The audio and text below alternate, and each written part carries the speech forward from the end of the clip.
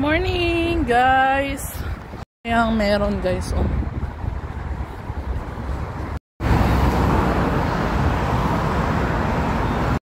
Sinusubukan ko guys i-pick up yung pera na padala sa atin nung nakaraan pa guys. 2 weeks na siya, hindi ko pa siya nakukuha.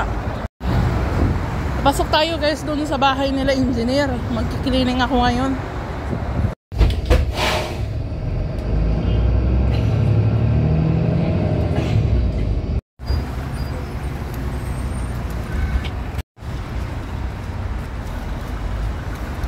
Guys, pansin nyo siguro na yung vlog ni Petro ay ano po yun, yung unang mga video dun sa vlog niya ay ano po, siya po yung nag-video yun. In-edit ko lang yun, pero yung nasa last na video sa akin na yun, kaya malinaw. Hindi ko nga alam na nag-start na pala siya mag-video. Ang sabi niya kasi sa akin guys, na gawan ko raw siya ng page. Yung pala, kaya pala lagi siyang nanonood ng mga cooking vlog.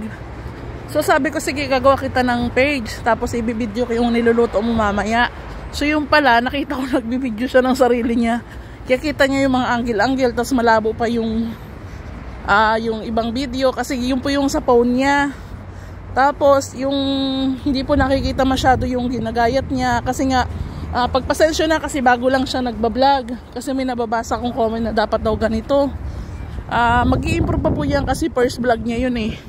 Alam nyo guys, masaya po ako kasi si Petro, sa totoo lang, honestly, ayaw po niya ng Facebook, ayaw niya na nagbablog, ayaw niya nagbibideo. Picture okay lang, pero tingnan nyo naman guys, tingnan siya na yung nagkukusa nagbibideo, siya yung nag-request na gawan ko siya ng sariling page.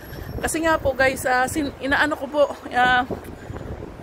binabasa ko sa kanya yung mga comment ninyo at tinatranslate ko sa English, tinatranslate ko sa Romanian, yung kaunting alam kong Romanian. Gustuhan na niya yung pagbablog guys. Ito kasi ang explain ko sa kanya guys. Sabi ko sa kanya, kung gusto mong mag-vlog, ang gagawin mong content ay kung alin yung magaling ka, kung alin yung nag-i-enjoy ka para mag-enjoy ka sa ginagawa mo. Natanong nga pala niya ako guys kung ilang years daw akong nagbablog before daw ma-monetize yung ano ko. Sabi ko, di ba kita mo naman na sobrang tagal ko nagbablog, tapos kailan lang naman ako na monetize at nagtrending yung mga video ko. Sabi ko, maganda nga yun kasi nga ako nakabuild na ako nabuild ko na yung page ko kahit papaano, kahit hindi naman kalakihan yung follower, parang malaki na yan kaysa sa ibang content creator. Tapos mababait pa yung yung followers natin. Kaya isusuportahan ka rin nila. Alam nyo ba, nagpa-plan pa siya na pag umuwi daw siya ng probinsya, doon daw siya magbablog sa labas. O diba, siya na yung nagpa-plan kung ano yung lulutuin niya.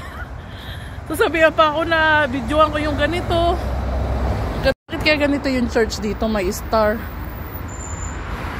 So yun guys, nandito na tayo sa elevator. Hi guys.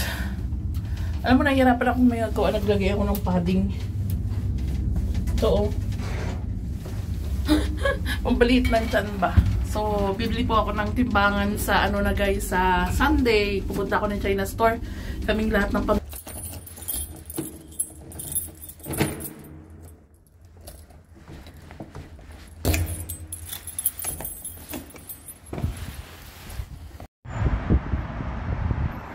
guys, tinan nyo, nasa 8th floor kasi ako ngayon naglilinis ng bahay. 8th floor.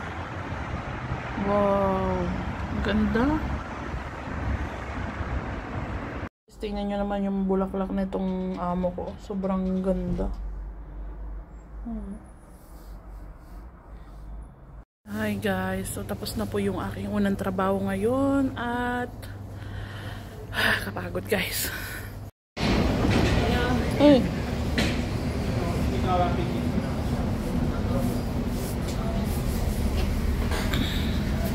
Go guys.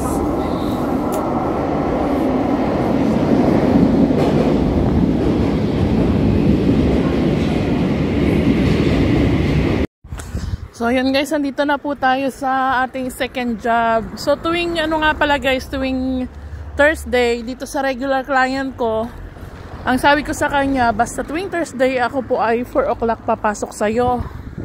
Basta matapos yung 5 oras. Kasi guys, sila engineer kasi, client ko yan tuwing Thursday. So hindi ko sila pwedeng alisin. Kaya tuwing Thursday, 2 job talaga ako. Grabe guys, alam nyo, yung ganitong weather, yung malamig tas mahangin, sarap matulog. So kailangan kong... So ngayon guys, si Petro ang magsusundo kay Jacob kasi nga double job tayo. Hopefully matuloy kami guys sa Sunday sa China store kasi hindi kami natuloy na nakarani. So tingnan nyo guys, so malapit na tayo dito sa bahay ng client ko. Kaya lang maaga pa eh. So meron pa akong ilang minutes. Dapat exact 4 o'clock tayo papasok para walang lugi sa oras, walang ano ba, get nyo ako. Meron din naman ako guys, ang katinong mata ko. Meron din ako guys na client na every twice a month lang siya nagpapalinis. Ano yun, tuwing Tuesday naman yun. So next Tuesday meron akong 2 jobs sa Tuesday, umaga at hapon. Pero dito lang din yun. Siwa.